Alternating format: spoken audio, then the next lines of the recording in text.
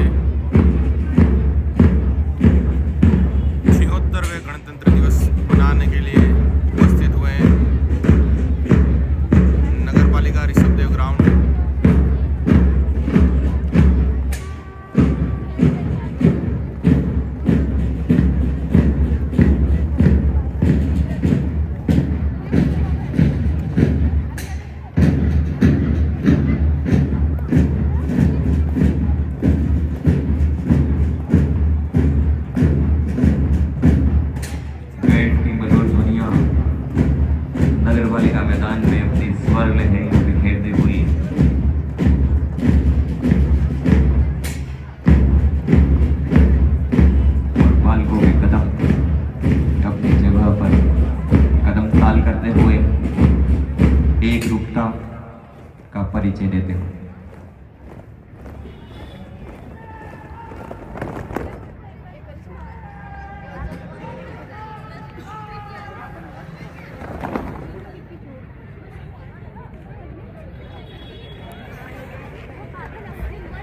बहुत बहुत धन्यवाद आदरणीय मुख्य अधिकारी महोदय।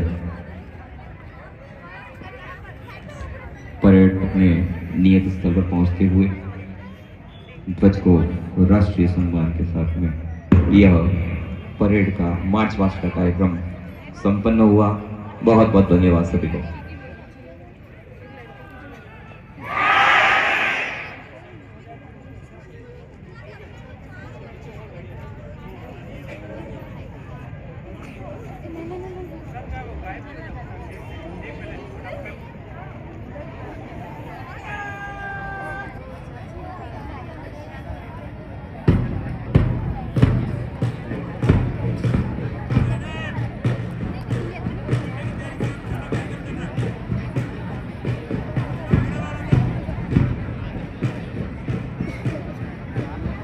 देवस्थान विभाग का यह बैंड अपने पुरातन संस्कृति को दिखाता हुआ देवस्थान विभाग का बैंड भी मन से गुजरा है। बहुत बहुत धन्यवाद देवस्थान विभाग को।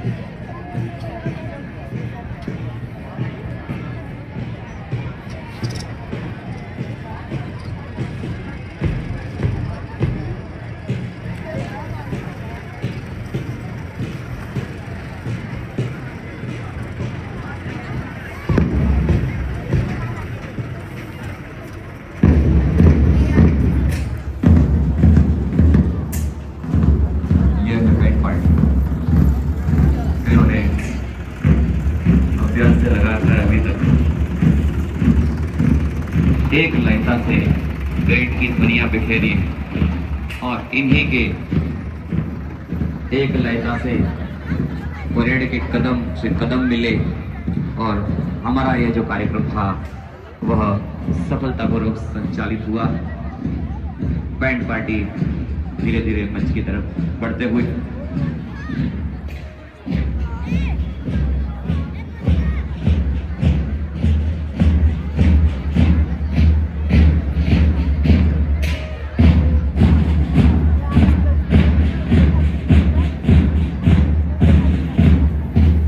पार्टी मंच से गुजर। अब मैं पत्रकार महोदय जो पधारे हैं वे मंच की बाईं तरफ आकर अपना स्थान ले लेंगे। आपके लिए मंच की बाईं तरफ बैठक व्यवस्था की हुई है। पत्रकार महोदय आ जाए। विभिन्न पत्रिकाओं के पत्रकार आपका भी इस गणतंत्र दिवस पर हार्दिक स्वागत और अभिनंदन।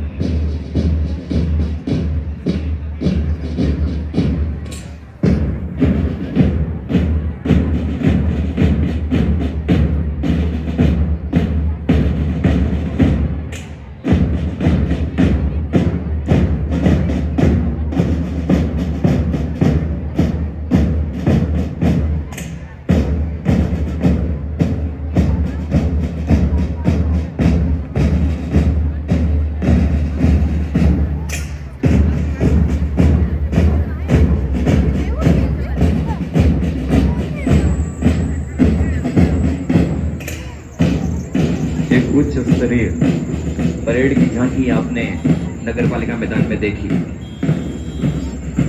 वास्तव में ये उनके अथक प्रयास, विभिन्न स्टाफ का अथक प्रयास रहा है। इन बच्चों को कदम से कदम मिलाना सिखाया और आज इन्होंने बहुत ही उम्दा प्रदर्शन दिया है।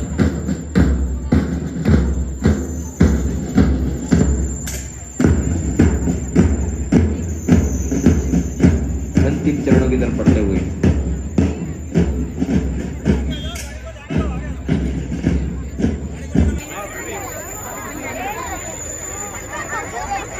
कार्यक्रम के अगले चरण में मैं ऐसे व्यक्तित्व को मंच पर आमंत्रित करना चाहती हूँ कि जिनकी नेतृत्व क्षमता, दूरदृष्टि और कड़ी मेहनत ने उन्हें इस प्रतिष्ठित पद पर पहुँचाया है।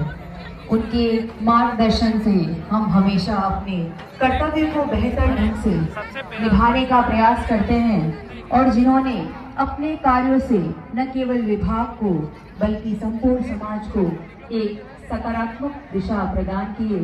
आपकी अपने आप को बहुत खुशकिस्मत समझते हैं कि हमें एक ऐसी लीडरशिप मिली। महात्मा गांधी, रविंद्रनाथ टैगोर, बाबा साहब भीमराव अंबेडकर, इस प्रकार की लीडरशिप ने हमारे देश को दिशा दी। आज़ाद तो बहुत देश होते हैं, पर जब दिशा सही नहीं मिलती तो वे कहीं इतिहास और भविष्य के मध्य में भटक जाते हैं। पर हमारी संविधान निर्मात्री सभा ने जिस प्रकार का कार्य किया और जो संविधान हमें दिया वो एक इतनी बड़ी प्रैक्टिस थी जिसकी कल्पना भी हम नहीं कर सकते। उन्होंने न सिर्फ हमें संविधान दिया बल्कि हमारे समाज को भविष्य में विकास के पथ पर अग्रसर करने के लिए एक ऐसा ग्रंथ हमें दिया जो हमें एक सूत्र में बांधता है, हमें अधिकार देता है, हमारे जीवन को पोषण देता है। आज इस मंच पर उपस्थित होकर हम सभी के मध्य में परेड के दौरान और ध्वजारोहण के दौरान यदि जो उद्गार उत्पन्न होते हैं तो उद्गार सामान्य भावुक उद्गार न होकर हमारे राष्ट्र के प्रति सम्मान जो एक नेचुरल सम्मान हमारे हृदय से निकलता है, वह सम्मान है। आज हम सभी यहाँ पर उपस्थित हैं। यह सिर्फ एक राष्ट्रीय पर्व नहीं है, यह हमारा सांस्कृतिक सामाजिक एक धागे में पिरोता हुआ ऐसा पर्व है जो हम सभी को वृहत विविधताओं के बावजूद एक सूत्र में बांधता है। आज यहाँ पर विभिन्न उम्र के बच्चे मौजूद हैं, विद्यालयों से आए हुए छात्र मौजूद हैं, हम सभी अधिकारीगण, जनप्रतिनिधि महोदय मौजूद हैं। हम इस तिरंगे की ओर देखकर जो संकल्प यहाँ से लेकर जाएंगे वही हमारे आने वाले राष्ट्र का निर्माण करेगा। हमारे स्वतंत्रता सेनानियों ने आज़ादी के बाद जो डोर हमारे हाथ में थामी, ये हम सभी की जिम्मेदारी बनती है कि हम उसे मूल्यों पर चलते हुए आगे बढ़ें। कई स्वतंत्रता सेनानी जिन्हें हम याद करते हैं और कई ऐसे असंख्य हैं जिन्होंने कुर्बानियां दी और इस देश के लिए दी, और आज हम यहाँ पर उपस्थित हैं। हमारे देश ने, हम आज बात कर सकते हैं कि 75 वर्षों का कालखंड एक राष्ट्र के इतिहास में एक बहुत आंख के पलक झपकने समान और एक बहुत छोटा समय रह सकता है, पर भारतवर्ष के लिए समय छोटा नहीं रहा। स्वतंत्रता से पहले जो चुनौतियां हमारे सामने रही, सैकड़ों रियासतों का एकीकरण होने के पश्चात विभिन्न धर्म, भाषा, क्षेत्र, विभिन्न मतभेद, विभिन्न भिन्नताओं के बावजूद हम सभी ने एक सूत्र में बंधने का संकल्प लिया और पिछले 75 वर्ष हमारे राष्ट्र के लिए बाधाओं और चुनौतियों से घिरे हुए रहे। ये बाधाएं और चुनौतियां विश्व ने भी हमारे ऊपर प्रश्न चिन्ह रखकर खड़े किए कि क्या भारत एक स्वतंत्र